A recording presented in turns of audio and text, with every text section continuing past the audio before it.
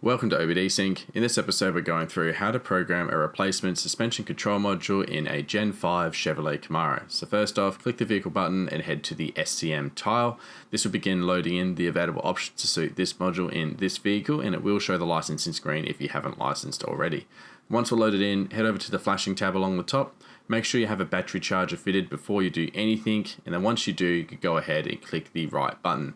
This will begin downloading the required calibrations to suit this module in this vehicle, and once it's done that, it will begin the flashing sequence. Flashing is very fast. It typically only takes less than 20 seconds to complete. We'll see here we'll be finishing up shortly. It does have a countdown after it performs the finalization flash routine of 6 seconds.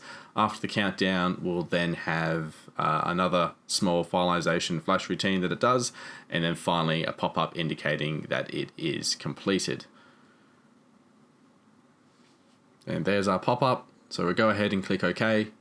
We'll then head over to the Learn Functions tab and perform our VIN security link. This is going to program the VIN into this module. It only takes a few seconds to complete. And finally, you can do the suspension position center trim height learn if required.